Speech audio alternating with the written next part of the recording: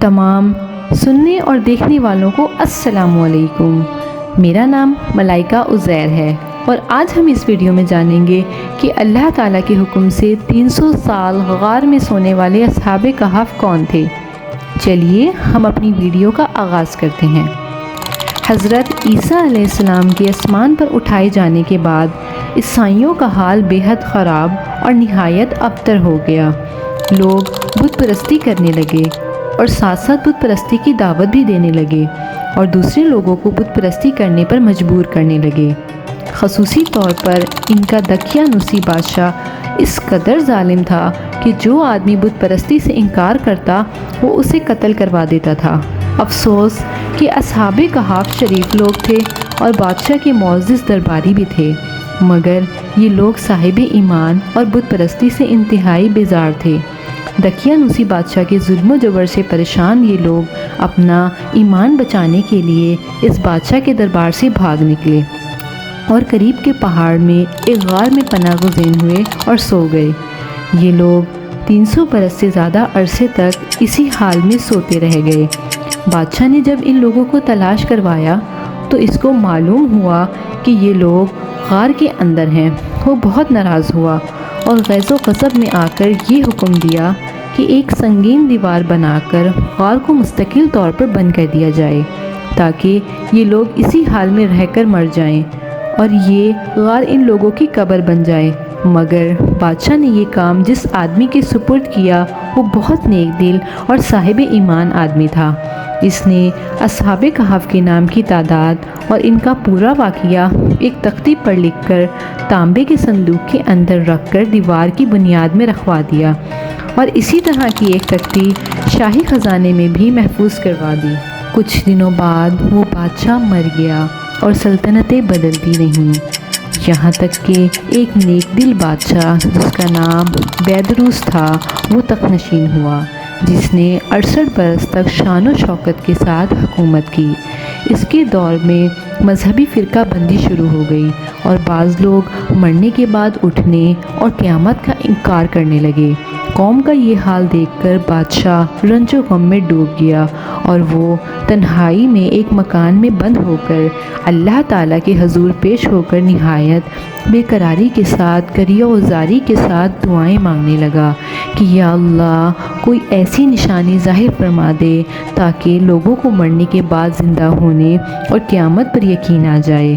بادشاہ کی دعا قبول ہو گئی اور اچانک بکریوں کے ایک چرواہے نے اپنی بکریوں کو ٹھہرانے کے لیے اس ہی غار کو منتخب کیا اور دیوار کو گرا دیا۔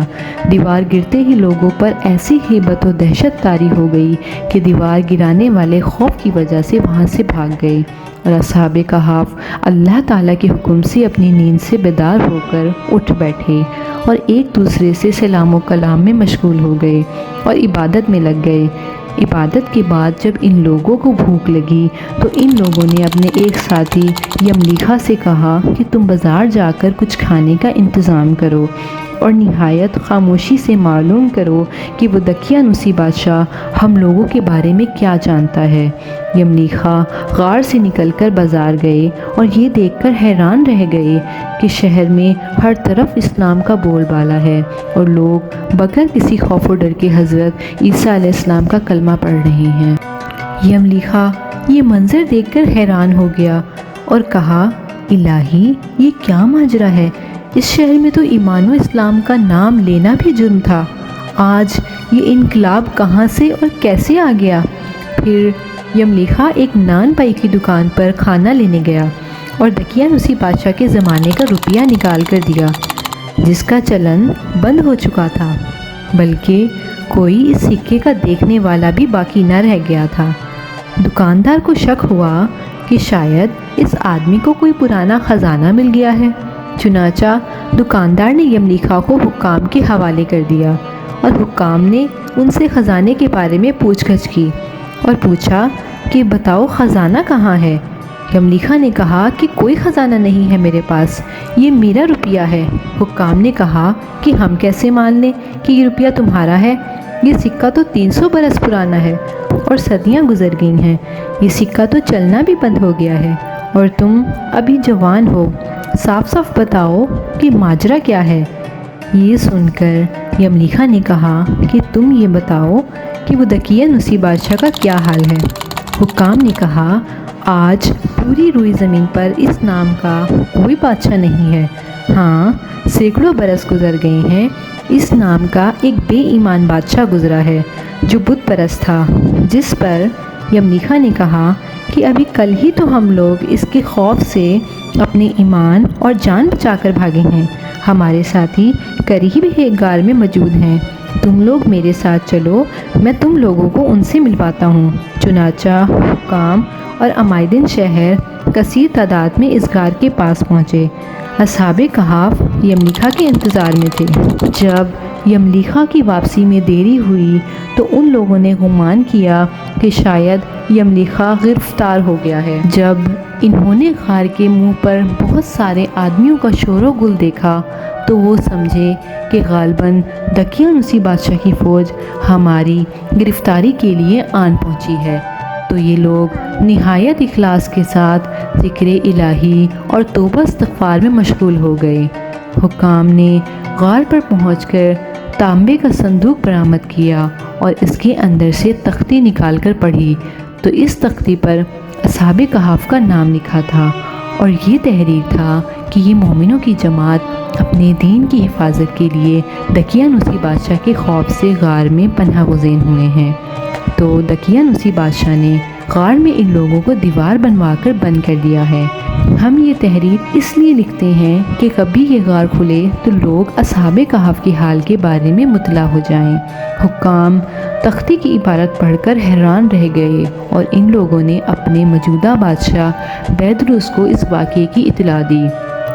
فوراً ہی بیدروس بادشاہ اپنے امراء اور عمائدین شہر کو ساتھ لے کر غار کے پاس پہنچا تو اصحاب کہف نے غار سے نکل کر بادشاہ بیدروس سے ملاقات کی اور اپنی سرگشت بیان کی۔ بیدروس بادشاہ سجدے میں گر کر اللہ تعالیٰ کا شکر ادا کرنے لگا کہ میری دعا قبول ہو گئی، کہ اللہ عز و جل نے ایسی نشانی ظاہر کر دی جس سے موت کے بعد زندہ ہو کر اٹھنے کا ہر آدمی کو یقین ہو گیا۔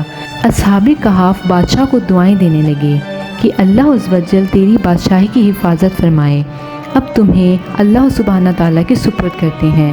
اس کے بعد اصحاب کہف غار کے اندر چلے گئے اور سو گئے۔ اسی حالت میں اللہ عز و جل نے ان لوگوں کو وفات دے دی۔ بادشاہ بیدروس نے لکڑی کا صندوق بنوا کر اصحاب کہف کی مقدس لاشوں کو اس میں محفوظ کروا دیا اور اللہ تعالیٰ نے اصحاب کہف کا ایسا رعب لوگوں کے دلوں میں پیدا کر دیا کہ کسی کی مجال نہیں کہ غار کے منہ تک جا سکے۔ اس طرح اصحاب کہف کی لاشوں کا اللہ تعالیٰ نے حفاظت کا سامان کر دیا۔ پھر بیدروس بادشاہ نے غار کے منہ پر ایک مسجد بنوا دی اور سالانہ ایک دن مقرر کر دیا کہ تمام شہر والے اس دن عید کی طرح زیارت کے لیے آیا کریں گے۔ تو یہ تھا اصحاب کہف کا سچا واقعہ۔ سورۃ کہف کی بڑی فضیلت آئی ہے۔ حدیث مبارکہ میں ہے کہ جو جمعے کے دن سورۃ کہف پڑھے گا وہ دجال کی فتنے سے محفوظ رہے گا، اس لیے اس کا معمول بنانا چاہیے۔ سورۃ کہف جمعے کے دن پڑھنے والے کی قبر میں روشنی ہوگی۔ رسول اللہ صلی اللہ علیہ وآلہ وسلم نے فرمایا کہ جو شخص جمعے کے دن سورۃ کہف پڑھے گا اس کے لیے ایک جمعے سے دوسرے جمعے کے درمیان ایک نور چمکتا ہوگا۔ سبحان اللہ۔ نیکسٹ ویڈیو میں انشاءاللہ ہم یہ جانیں گے کہ حضرت نوح علیہ السلام کی قوم نے ایسا کون سا گناہ کیا کہ اللہ تعالیٰ نے ان پر سخت عذاب نازل کیا، اور یہ بھی جانیں گے کہ کیا کسی کافر کے لیے دعا کرنا جائز ہے یا نہیں۔ امید کرتی ہوں کہ آپ کو یہ ویڈیو پسند آئی ہوگی۔ ویڈیو پسند آئے تو ہمارے چینل کو سبسکرائب کر دیجئے اور ساتھ ہی میں موجود گھنٹی کے بٹن کو ضرور دبا دیں تاکہ ہماری ہر نئی آنے والی ویڈیو سب سے پہلے آپ تک پہنچے۔ شکریہ۔